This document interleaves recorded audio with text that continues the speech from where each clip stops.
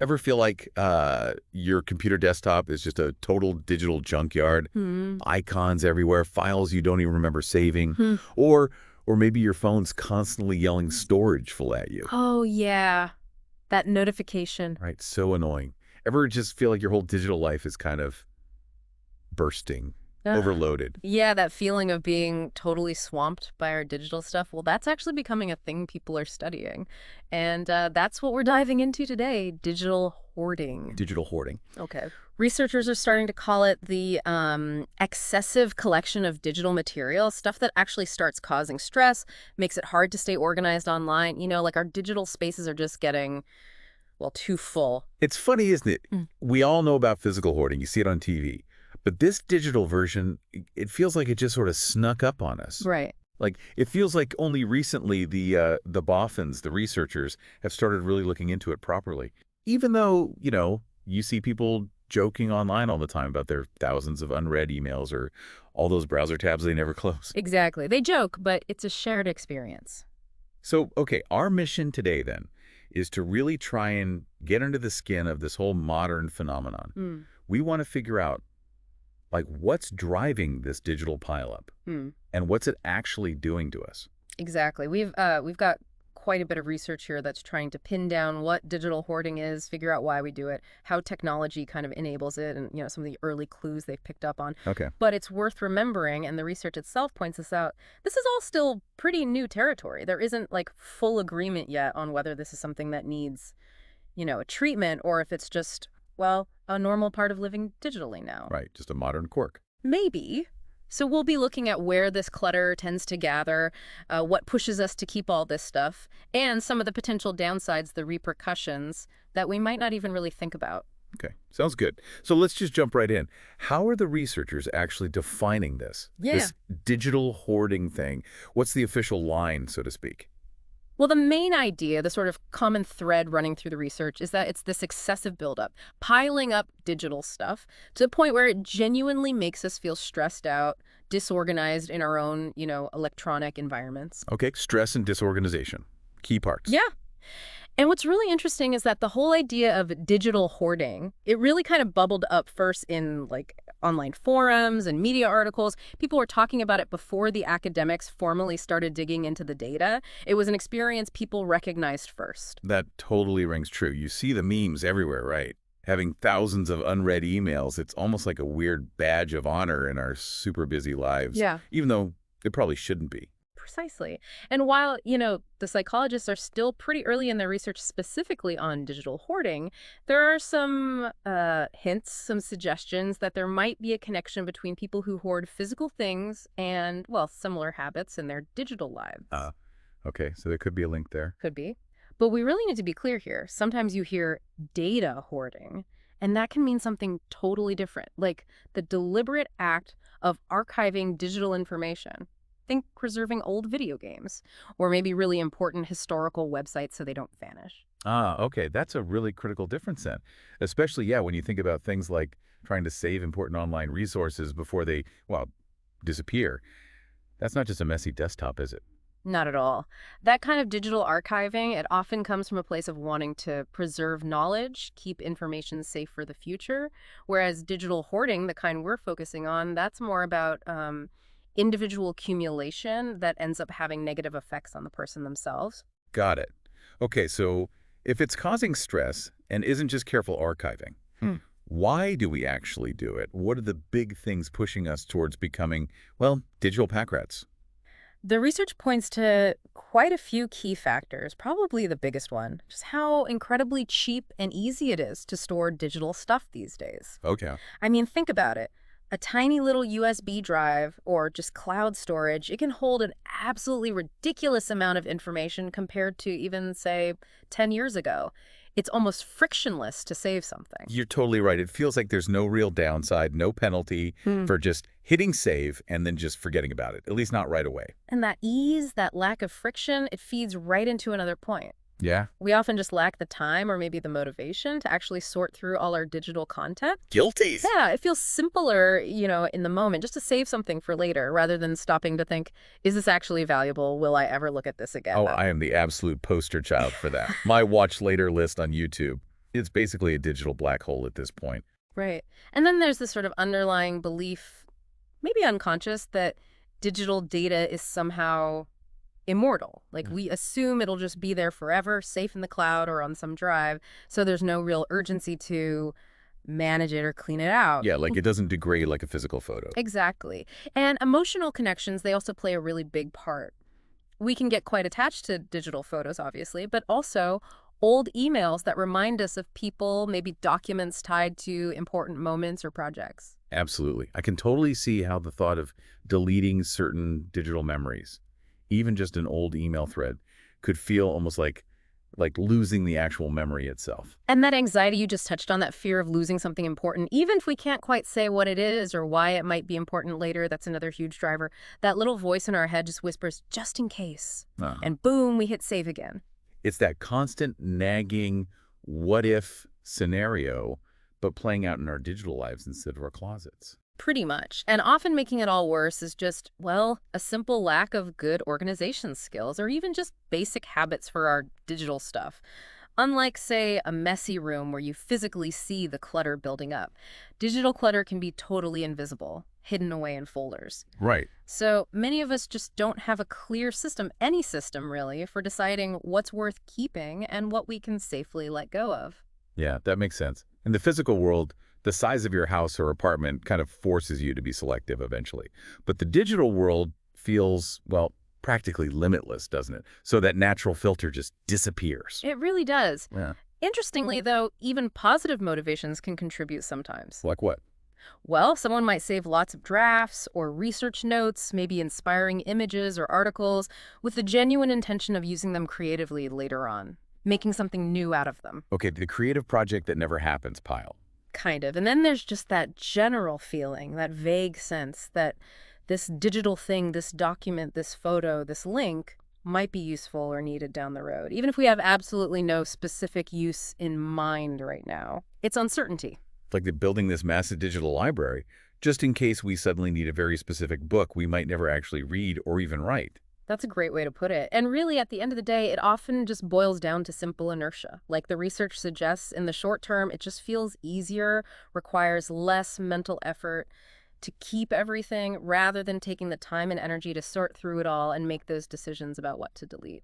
So it's basically the path of least resistance leading straight up digital Mount Everest. Okay. Now, let's talk about the role of the tech itself in all this. Okay. How has technology specifically made digital hoarding, well, easier? Or maybe even encouraged it? Oh, technology has been a massive enabler. No question. Just think about how incredibly easy it is to create digital content now. Mm. We can snap photos, record videos, write documents, make notes, all with just a few taps or clicks on our phones or computers. This super low barrier to creation, it naturally leads to this huge, huge increase in the sheer volume of digital files we're all generating constantly. Definitely. It's nothing like the old days of, say, limited film rolls for camera, right? Where every shot costs something. Now we can take hundreds of photos on a single whim, no extra cost. Exactly.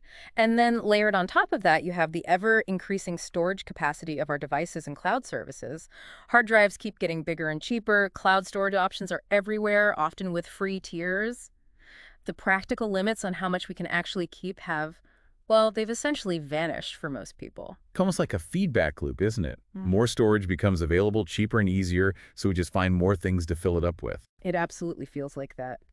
And finally, just the constant stream of digital materials available, online news articles, videos, social media posts, downloadable files means there's just this never-ending supply of new content that we can easily save, bookmark, download, and just add to our ever-growing digital piles. Yeah, it really is like trying to empty a bathtub while the tap's still running full blast. Yeah. Okay, so given that this is, as you said, a relatively new area of study, what are some of the key things the early research has actually told us so far? What have they found? Well, one of the early sort of landmark studies people often point to was by Van Bennekom and colleagues back in 2015. They were among the first to really try and formally define digital hoarding in the academic literature after noticing it was becoming a trend people talked about online. Okay, so they put a name to it academically. Pretty much. And their definition really focused on the negative outcomes, the buildup of digital files, to the point where it actually messes with our perspective, our ability to find things, and leads directly to stress and disorganization. They also really highlighted just how little we actually knew about why people did this back then. So that study was kind of the initial flag in the ground, basically saying, hey, this is a thing. We need to actually look at this properly. Precisely, yeah. And building on that work, another team, Sweeten and his colleagues, did a study in 2018 that tried to explore the characteristics of people who do this and the potential problems linked to it. Okay, what did they find? They identified 5 main reasons or barriers why people struggle to delete digital stuff. Hmm. One was wanting to keep it for the future, just in case, or needing it as evidence, like keeping old digital receipts. Right. Another was just plain laziness, or feeling like they didn't have the time to sort through it all. Emotional attachment was a big one, like we talked about. And interestingly, this feeling of detachment, the it's not my server mentality if the data is stored in the cloud or on a work network somewhere else. Huh. Not my server, not my problem. That's actually a really fascinating insight into how we view data when it's not physically on our own device, isn't it? It's almost like we feel less responsible for it. Exactly. It creates a kind of psychological distance. Sweeten's research also pointed towards 4 key problems they saw associated with this excessive digital accumulation. Okay, like what? Well, they found it can hurt our productivity. It can negatively impact our psychological well-being, causing stress and anxiety. It potentially creates more cybersecurity risks. How so? Think about having loads of old, unpatched software lying around or forgotten online accounts with weak passwords. It increases your vulnerability surface. Ah, okay, makes sense. And finally, they also suggested there might even be connections to physical hoarding tendencies, though more research is needed there. What was also interesting was that the people in their study, when confronted with it, were often genuinely surprised by just how much digital data they'd actually accumulated. Right. And they found the idea of actually deleting it quite difficult, quite stressful. But, we have to remember this was still a relatively small study, and crucially, they didn't have a standardized, agreed upon way to actually measure digital hoarding levels. Okay, so it gave us some really important initial clues, raised some big questions, but it definitely wasn't the final word on the matter. Correct, yeah. Another important piece of this early puzzle came from Vitali and colleagues, also in 2018. They took a slightly different angle and looked at why people hold on to certain digital items for years and years, like what makes something digitally valuable in our own eyes? What criteria do we use? Okay, the value question. Yeah. And their work suggested that there's maybe a kind of spectrum. You've got hoarding tendencies on one end and maybe digital minimalism on the other, and most of us probably fall somewhere in between those two extremes. Right, it's not necessarily all or nothing. Exactly. And they also propose that our tendencies in this digital area, where we fall on that spectrum, are often linked to how we see ourselves. Our sense of identity, the things we keep or discard digitally say something about who we are or who we want to be. Wow, that's actually a really insightful point. It's not just about the data itself. It's about how that data reflects us, our history, our aspirations maybe. Exactly. And their research also indicated that our habits tend to be somewhat consistent, like how we treat physical objects often mirrors how we treat digital ones, falling along a similar spectrum. So current research is definitely continuing to explore all this. It often focuses on adults, and there's this increasing blur, isn't there, between our work information and our personal digital lives. Oh, totally. Especially with remote work. Right, which is leading to this broader idea of personal record keeping. But again, we're still facing those limitations, often small study groups, and still a lack of really consistent, validated ways to measure digital hoarding accurately. Okay, so it definitely sounds like we're still just scratching the surface of really understanding this whole thing. Yeah. Now, let's get practical for a second. Where does this digital buildup typically happen? Like, what are the common digital clutter zones we should maybe be aware of in our own lives? Oh, think about your own digital landscape, right? Browser tabs are a huge one, a prime suspect. People often have dozens, sometimes literally hundreds, open, always with the best intention of getting back to them. Oh, they never do. Yeah. Right. Then you've got the classic, chaotic desktop just overflowing with random icons and screenshots. That's another really visible sign. And then, of course, the more obvious culprits. Oh. Endless folders packed with digital photos we never look at, old documents we haven't touched in years, maybe decades, Guilty again. and file folders that have basically become Dennis Bermuda triangles, where information just goes in and disappears forever. Oh, the tangled web of nested file folders. Yeah. I'm pretty sure some of mine probably predate the actual invention of the internet.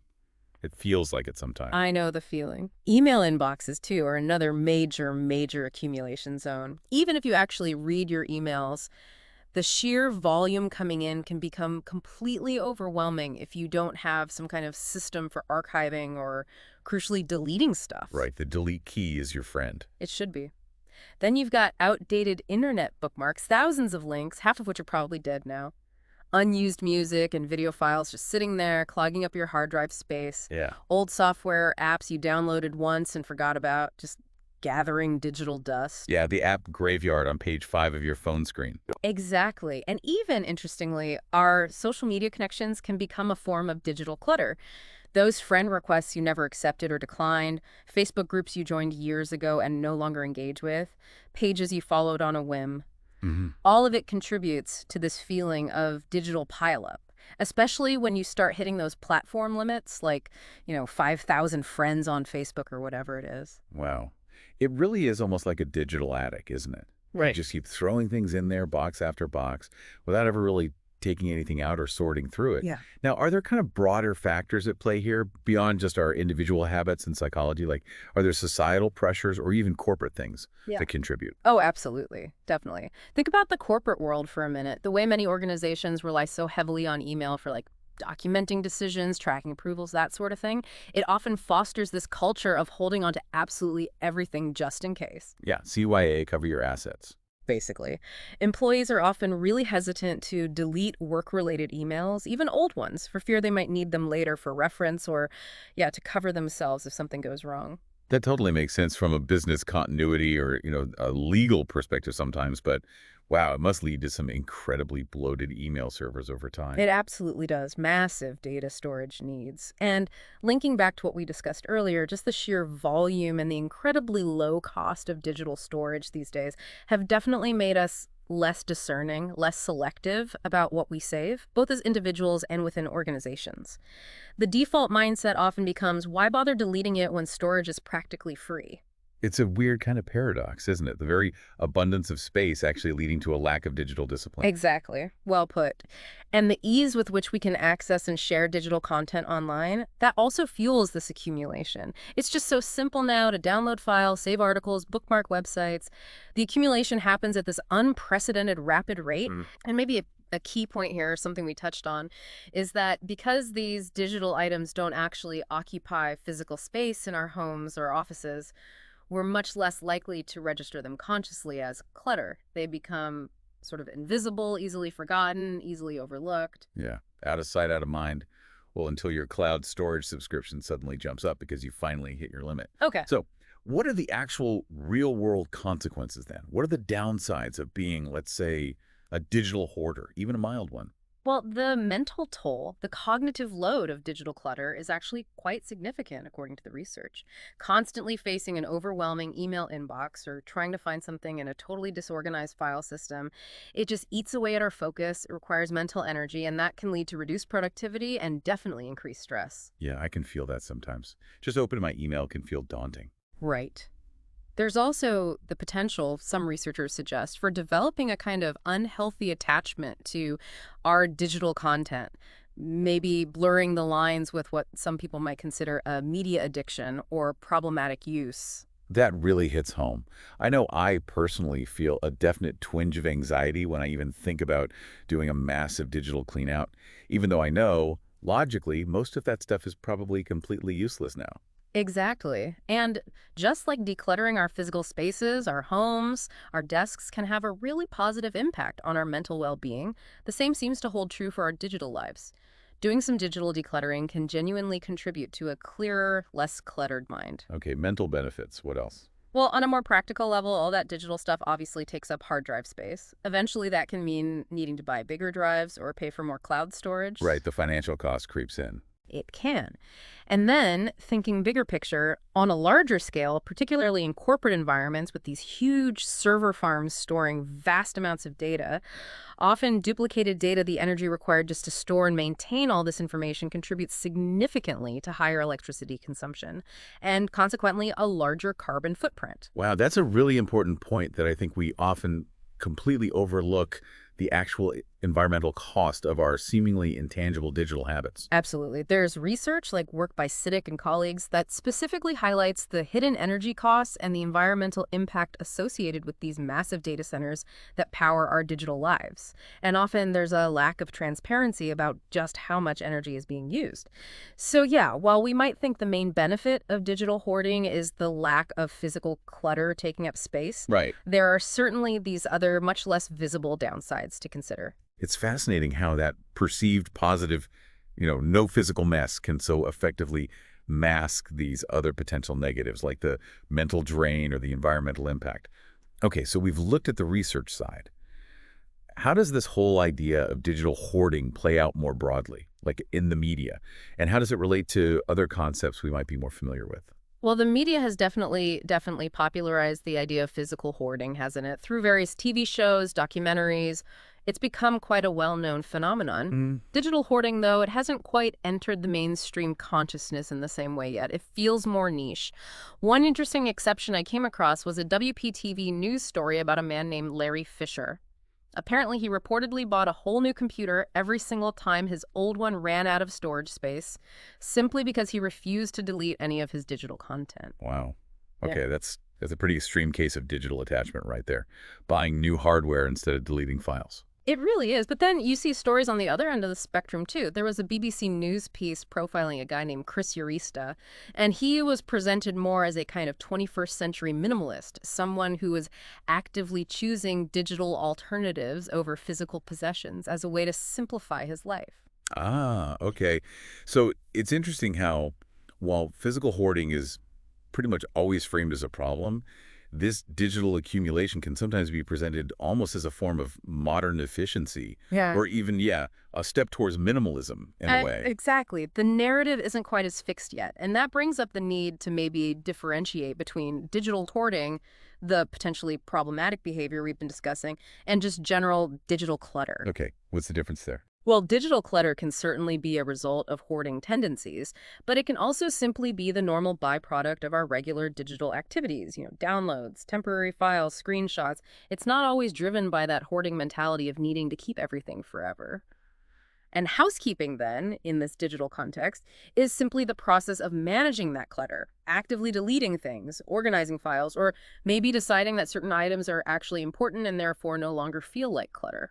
Right, so it's about consciously moving from that state of just passive accumulation, letting things pile up, to a more active and intentional management of our digital lives, Yeah. making choices. Precisely. Yeah. And we should probably also briefly touch on gadget hoarding, which is a closely related tendency. That's where people accumulate excessive amounts of electronic hardware itself, Hmm. old computers, dozens of phones, drawers full of tangled cables and Oh, the chargers. cable drawer. Yeah. Everyone has one of those, right? Almost certainly. And this gadget hoarding often goes hand in hand with digital hoarding, keeping the old devices because they contain old data you haven't transferred or can't bear to delete. And just to touch on a more serious note, there is the case of Harold T. Martin III, who allegedly stole absolutely massive amounts of classified government data over many years. Digital hoarding was actually suggested as a potential motivation in his case, this compulsion to acquire and keep digital information taken to an extreme. It shows that extreme digital accumulation can have incredibly significant real-world consequences. Yeah, wow. That's a really sobering reminder that what might seem like just a personal quirk, this difficulty deleting files, can potentially scale up to have much, much wider implications in certain contexts. Indeed. And finally, just to situate it, digital hoarding as a concept obviously overlaps with other established ideas, like compulsive hoarding disorder, the physical kind, but also with the more intentional and often valuable practices of web archiving and digital preservation that we mentioned earlier. It sits in a complex landscape.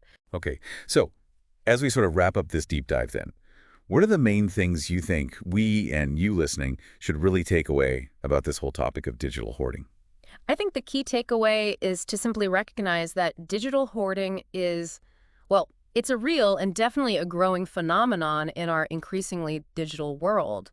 It seems to be fueled by the nature of technology itself. It's influenced by our individual psychology, our anxieties, our attachments, and it's really shaped by our evolving relationship with information itself. Right. And crucially, while it might feel less impactful than physical hoarding because, it doesn't take up physical space in our homes, it can still have quite significant consequences for our mental well-being, our focus, our productivity, and maybe even collectively for the health of the planet through that energy consumption. It certainly makes you think about your own digital habits, doesn't it? Oh, yeah.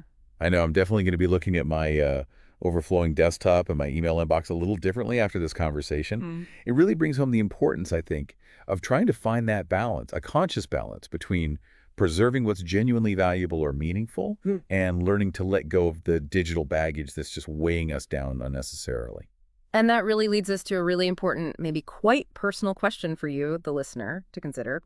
In this world that's just becoming more digital by the minute, literally, how do we go about intentionally shaping our digital spaces so they actually serve us, support us, rather than becoming these overwhelming places of just endless, stressful accumulation? Is there maybe, as some thinkers like Victor Mayer Schoenberger have suggested, a kind of hidden value, a virtue of forgetting, even in the digital age? Mm. Digital forgetting. Yeah. It's definitely worth taking a moment, maybe later today or this week, just to reflect on your own digital footprint, all that data you're creating and keeping, and the unseen impact it might actually be having on your life.